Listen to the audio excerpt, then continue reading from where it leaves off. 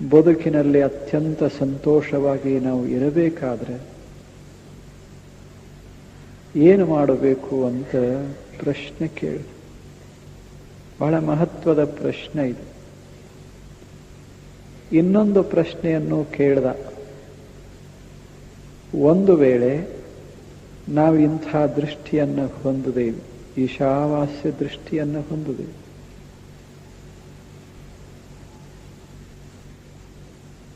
ಆತ ಕೊಡುವಂಥ ವಸ್ತುಗಳ ಮಧ್ಯದಲ್ಲಿಯೇ ಆನಂದವನ್ನು ಅನುಭವಿಸುವ ಕಲೆಯನ್ನು ಅಳವಡಿಸಿಕೊಂಡೇವಿ. ಹಾಗಾದ ಬಳಿಕ ನಾವು ಹೇಗೆ ಬದುಕಬೇಕು ಬದುಕಿನೊಳಗೆ ಅಂದ್ರೆ ಎರಡು ಪ್ರಶ್ನೆಗಳು. ದಾರ್ಶನಿಕನಾದ ಬಳಿಕ ಮನುಷ್ಯ ಹೇಗೆ ಬದುಕಬೇಕು, ದಾರ್ಶನಿಕನಾಗಬೇಕಾದ್ರೆ ಮನುಷ್ಯ ಹೇಗೆ ಬಾಳಬೇಕು, ಎರಡೂ ಪ್ರಶ್ನೆ. ಅದಕ್ಕೂ ಒಂದೇ ಉತ್ತರ. ಅದನ್ನ ಎರಡನೆಯ ಮಾತಿನಲ್ಲಿ ಕೊಟ್ಟ. ಬಹಳ ಸುಂದರವಾದ ಪ್ರಶ್ನೆ. ಒಬ್ಬ ಅನುಭವಿ ಹೇಗೆ ಬಾಳಬೇಕು ಜಗತ್ತಿನಲ್ಲಿ, ಒಬ್ಬ ಜ್ಞಾನಿ ಮನುಷ್ಯ ಹೇಗೆ ಬದುಕುತ್ತಾನ ಬಾಳಬೇಕು. ಎರಡನೇದ್ದು, ಒಂದು ವೇಳೆ ನಾವು ಅನುಭವಿಗಳಾಗಬೇಕಾದ್ರೆ ಇಂಥ ಭವ್ಯ ಸುಂದರ ದೃಷ್ಟಿಕೋನ ಬರಬೇಕಾಗಿತ್ತು ಅಂದ್ರೆ ನಾವು ಹೇಗೆ ಸಾಧನೆ ಮಾಡಬೇಕಾಗ್ತದೆ, ನಮ್ಮ ಬದುಕಿನಲ್ಲಿ ಯಾವ ಸಾಧನೆಯನ್ನ ಮಾಡಬೇಕಾಗ್ತದೆ. ಎರಡು ಸುಂದರ ಪ್ರಶ್ನೆಗಳು ಈಗ ಉತ್ತರಿಸ್ತಾನೆ. ಕುರ್ವನ್ನೇವೇಹ ಕರ್ಮಾಣಿ ಜಿಜೀವಿಷೇತ್ ಶತಂ ಸಮಾಹ. ಬದುಕನ್ನೋದು ಬಹಳ ಅಪರೂಪದ ವಸ್ತು ಇದು. ನಿಸರ್ಗ ಅದಕ್ಕಾಗಿ ಸಹಸ್ರ ಸಹಸ್ರ ಲಕ್ಷ ಲಕ್ಷ ವರುಷಗಳ ಕಾಲ ಪ್ರಯೋಗಿಸಿತು ಭೂಮಂಡಲಗಳು. ಒಂದು ಜೀವದ ಜ್ಯೋತಿಯನ್ನು ಹೊತ್ತಿಸೋದಕ್ಕಾಗಿ ಕೋಟಿ ಕೋಟಿ ವರುಷಗಳ ಪ್ರಯೋಗ ನಡೆದಿತ್ತು ಭೂಮಂಡಲದಳು. ಮೊದಲೆಲ್ಲ ಜಡ ವಸ್ತುಗಳ ಸಂಚಯ ಇದೆ. ಎಲ್ಲಿಯೂ ಜೀವ ಚಲಿಸ್ತಾ ಇರಲಿಲ್ಲ, ಜೀವ ಮಿಡಿತಾ ಇರಲಿಲ್ಲ. ಅಂಥ ಭೂಮಂಡಲದೊಳಗ ಕೋಟ್ಯಂತರ ವರ್ಷಗಳ ಪ್ರಯೋಗದ ನಂತರ ಒಂದಿಷ್ಟು ಸುಳಿದುತ್ತದೆ. ಒಂದು ಚಿಕ್ಕ ದೇಹ, ದೇಹದೊಳಗೆ ಒಂದಿಷ್ಟು ಪ್ರಜ್ಞೆ ಹೀಗೆ ಹೊಳೆದುತ್ತೋ, ಅದು ಅತಿ ಸೂಕ್ಷ್ಮ ಮೈಕ್ರೋಸ್ಕೋಪಿಕ್ ಪ್ರೋಟೋಝೋವಮ್. ಅದ ಬಹಳ ಚಿಕ್ಕ ಅಣುವಿನೊಳಗೆ ಜೀವ ಹೀಗ ಕಳೆಗೊಂಡಿತ್ತು. ಆಶ್ಚರ್ಯ ಅನಿಸ್ತು, ಎಷ್ಟು ಸೂಕ್ಷ್ಮ. ಅಂಥಲ್ಲಿ ಒಂದಿಷ್ಟು ಜೀವದ ಸ್ಪಂದನ ಶುರುವಾತು, ಪ್ರಾಣ ಸ್ಪಂದನ ಶುರುವಾತು. ಅದೇನು ಮೊಟ್ಟ ಮೊದಲು ಹೊತ್ತಿಕೊಂಡಿತೋ ಅದು ಹಾಗೆ ಬೆಳೆದು ಬೆಳೆದು ಬೆಳೆದು ಬೆಳೆದು ಎಷ್ಟು ವೈವಿಧ್ಯಪೂರ್ಣವಾಗಿ ಬೆಳೆದು ಇದೊಂದು ಸುಂದರವಾದ ದೇಹ. ದೇಹದೊಳಗೆ ಭಾವನಾ ಶ್ರೀವಂತಿಕೆ, ವಿಚಾರ ಶ್ರೀವಂತಿಕೆ, ಆ ಬಳಿಕ ಮಹಾನ್ನ ಪ್ರಜ್ಞೆ ಎಲ್ಲವೂ ಮೂಡಿ ನಿಂತು. ಇದಕ್ಕಾಗಿ ಕೋಟ್ಯಾವಧಿ ವರ್ಷಗಳು ಈಗ ಸರಿದು ಹೋಗಿತ್ತು. ಇಂಥ ಪ್ರಾಣದ ಸ್ಪಂದನೆ ನಮ್ಮ ದೇಹದೊಳಗದ. ಈ ದೇಹದೊಳಗಿರುವ ಪ್ರಾಣ ಸ್ಪಂದನೆ ಇದು ಬದುಕಿಗೆ ಕಾರಣ. ಇದು ಕಣ್ಣ ನೋಡ್ತಾ ಇರೋದು, ಕಾಲ ನಡೀತಾ ಇರೋದು, ಕೈ ಹಿಡಿತಾ ಇರೋದು ಮುಖ್ಯ ಅಲ್ಲ. ನೋಡ್ತೇನೆ, ನಡಿತೇನೆ, ಮುಟ್ತೇನೆ, ಮಾಡ್ತೇನೆ ಅನ್ನುವ ಭಾವ ಬಹಳ ಮಹತ್ವದ್ದು. ಆ ಭಾವವೇ ಪ್ರಜ್ಞಾಯುಕ್ತ ಬದುಕದ. ಬರೀ ಕಣ್ಣ ನೋಡೋದು ಬೇರೆ, ಬರೀ ಕಾಲ ನಡೆಯೋದು ಬೇರೆ, ಬರೀ ಕೈಯ ಹಿಡಿಯೋದು ಬೇರೆ. ಆದರೆ ಇದರ ಅರಿವ ಮನುಷ್ಯನಿಗೆ ಇರದೇ ಇದ್ರೆ ಹಿಡಿದೂ ಇಲ್ಲ, ನಡೆದೂ ಇಲ್ಲ, ನೋಡಿಯೂ ಇಲ್ಲ, ಅರ್ಥವೇ ಇಲ್ಲದಕ್ಕೆ.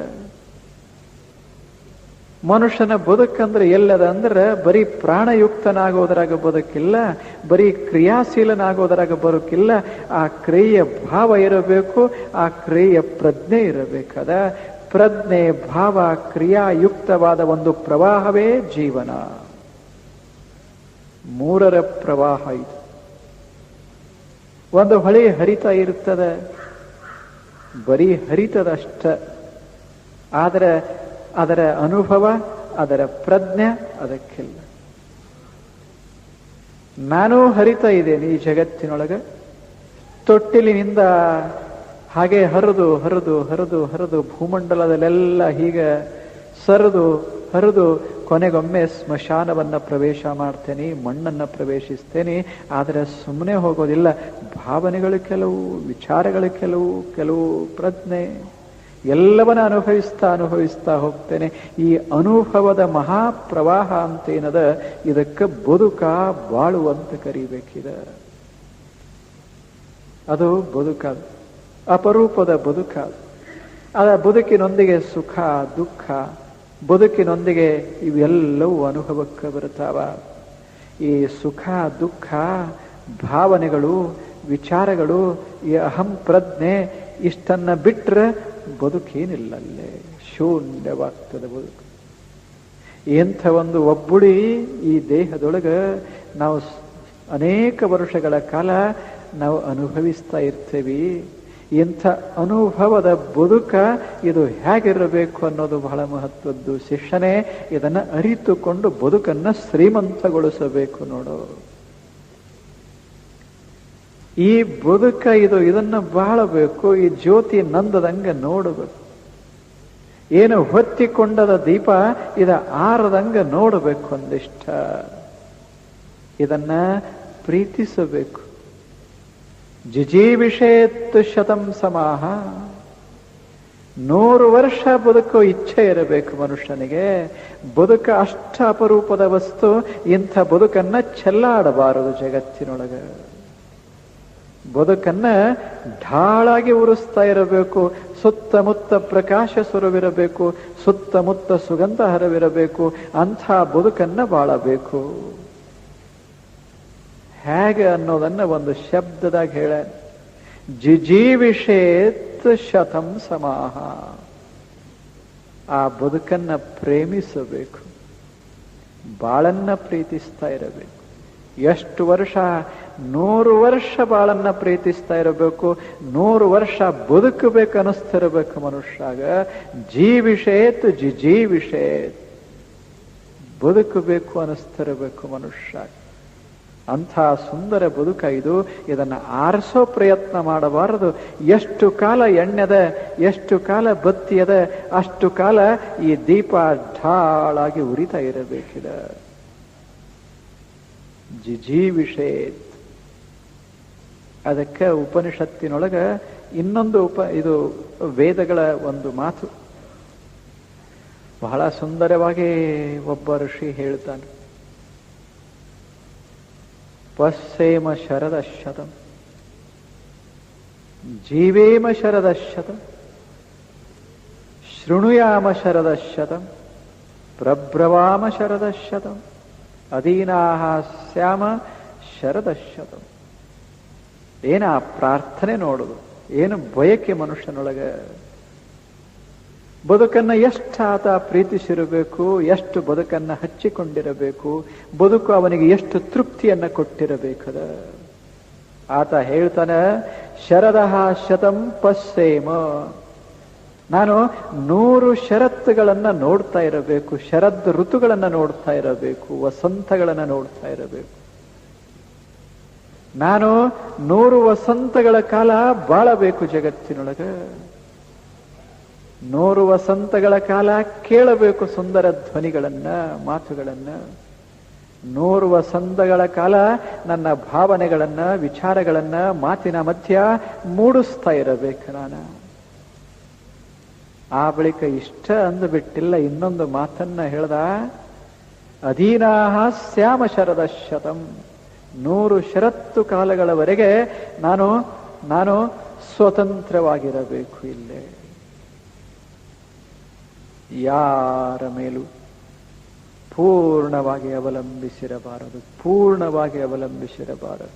ಆಂಶಿಕ ಅವಲಂಬನೆ ಇರಬೇಕೇ ವಿನಃ ಪೂರ್ಣ ಅವಲಂಬನ ಇರಬಾರದು.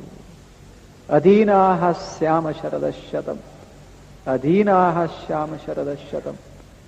ನಾನು ನಿಲ್ಲಲಿಕ್ಕೆ ಬರಬೇಕು, ನನಗೆ ಕೈ ಬಳಸಲಿಕ್ಕೆ ಬರಬೇಕು, ಸ್ವಲ್ಪ ಕಣ್ಣಿಂದ ನೋಡ್ಲಿಕ್ಕೆ ಬರ್ತಿರಬೇಕು, ತಲೆಯೊಳಗೆ ವಿಚಾರಗಳು ಸುಳಿತಾ ಇರಬೇಕು, ಭಾವನೆಗಳು ನನಗೆ ಸಂತೋಷ ಕೊಡುತ್ತಿರಬೇಕು. ಅಷ್ಟು ಕಾಲದವರೆಗೆ ನಾ ಬಾಳಬೇಕು ಈ ಭೂಮಂಡಲದಲ್ಲಿ. ಏನ ಬಯಕೆ ನೋಡುವುದು, ಆತನ ಬಯಕೆ ಋತುಗಳನ್ನ ಕಾಣಬೇಕು. ಎಂಥ ಸುಂದರವಾದಂಥ ಋತು ಶರದ್. ಶರದ್ ಅಂದ ಶರದ ಶತಂ, 100 ಷರತ್ತುಗಳ ಕಾಲ ನೋಡು. ಬಹಳ ಶರದ್ ಋತು, ಅಷ್ಟು ಸುಂದರವಾದಂಥ ಋತು. ಹೆಂಗ ವಸಂತವೋ ಹಾಗ ಶರದ್ ಋತು ಅದು. ಸುತ್ತೆಲ್ಲ ಸೃಷ್ಟಿಯೊಳಗ ತಿಳಿಯಾದಂಥ ನೀರ ಹರಿದು ಹೋಗ್ತಾ ಇರ್ತದೆ. ಆಕಾಶದಿಂದ ಮಳೆ ಆಗ ಈಗ ಸುರಿತಾ ಇರ್ತದೆ. ಸ್ವಚ್ಛ ನೀರುಗಳೆಲ್ಲ ಕಡೆ. ವರ್ಷಾದಾಗ ತೊಳೆದು ಹೋದ ಮಣ್ಣಿನೊಳಗ ಶರದ್ ಋತುವಿನ ನೀರ ಸ್ವಚ್ಛ ಸುಂದರವಾಗಿ ಹರಿದು ಹೋಗ್ತಾ ಇರ್ತದೆ. ಅದಾಗ ಹಸಿರ ಭೂಮಂಡಲವನ್ನ ವ್ಯಾಪಿಸಿರ್ತದೆ. ಅಂಥ ಋತುವಿನೊಳಗ ನಾನು ಬಾಳಬೇಕು, ನೋಡಬೇಕು, ಕಣ್ಣಾರೆ ಸೃಷ್ಟಿಯನ್ನು ನೋಡಬೇಕು.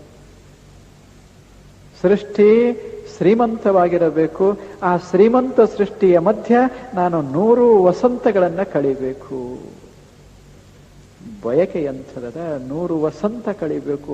ಶರದ್ ಋತುವಿನ ಮಧ್ಯ, ಸೃಷ್ಟಿ ಸೌಂದರ್ಯದ ಮಧ್ಯ, ಶ್ರೀಮಂತ ನಿಸರ್ಗದ ಮಧ್ಯ ಕಳಿಬೇಕು ಅಂದ ಋಷಿ.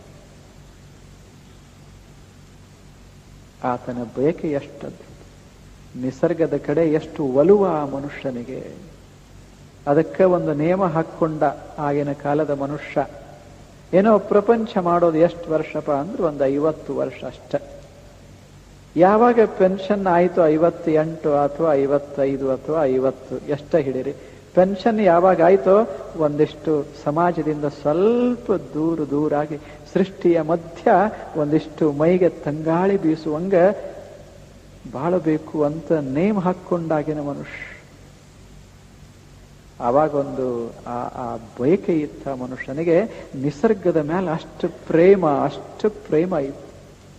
ನಾವು ನಿಸರ್ಗವನ್ನ ಪ್ರೀತಿಸ್ತೇವೆ, ಅವನು ನಿಸರ್ಗವನ್ನ ಪ್ರೀತಿಸ್ತಾನ. ಅವ ಸಜೀವ ನಿಸರ್ಗವನ್ನ ಪ್ರೀತಿಸ್ತಾ ಇದ್ದ, ನಾವು ನಿರ್ಜೀವ ನಿಸರ್ಗವನ್ನ ಪ್ರೀತಿಸ್ತಾ ಇದ್ದೀವಿ.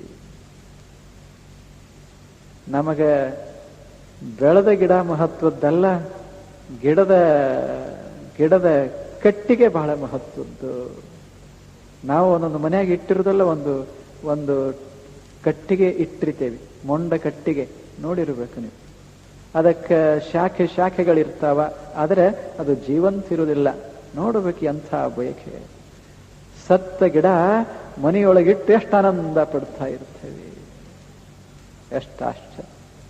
ಏನಾಗಿನ ಕಾಲ, ಇಷ್ಟು ಜನಸಂಖ್ಯೆ ಇರಲಿಲ್ಲ, ಒಳ್ಳೆ ವಾತಾವರಣ, ನಗರಗಳು ಬೆಳೆದಿರಲಿಲ್ಲ. ಇಷ್ಟಿದ್ರೂ ಸಹಿತ ಹಳ್ಳಿಯೊಳಗಿರದ ಇಚ್ಛೆ ಪಡೆದಂಥ ಮನುಷ್ಯ ನಿಸರ್ಗದ ಮಧ್ಯದಲ್ಲಿ ಹೋಗಿ ಬಾಳಬೇಕು ಅಂತಂಥ ಇಚ್ಛೆ ಆತನಿಗೆ. ಕವಿ ಕಾಳಿದಾಸ ಎಷ್ಟು ಸುಂದರ ವರ್ಣನ ಮಾಡ್ತಾನೆ ನೋಡುದು. ಏನ ನಿಸರ್ಗವನ ವರ್ಣ ನೋಡ್ತಾ ಇದ್ರೆ ಅನುಭವಿಸ್ತಾ ಇರ್ತೇವೆ, ಓದ್ತಾ ಇರುವಾಗಲೇ ಅನುಭವಿಸಬೇಕು. ಅಷ್ಟು ಅದ್ಭುತವಾದಂಥ ವರ್ಣನೆ. ಅಂಥದರ ಮಧ್ಯ ಮನುಷ್ಯ ಬಾಳ್ಲಿಕ್ಕೆ ಇಚ್ಛೆ ಪಡಬೇಕು. ಅದು ಜೀವನ, ಅದು ಸುಂದರವಾದಂಥ ಜೀವನ ಅಂದ. ಬದುಕೈದು, ಬದುಕಿನ ಪ್ರೇಮ ಇದು. ಕಷ್ಟ ನಷ್ಟಗಳು ಬಂದಾಗಲೂ ಕೂಡ ಬದುಕಿನ ಪ್ರೇಮ ಕಡಿಮೆಯಾಗಬಾರದು.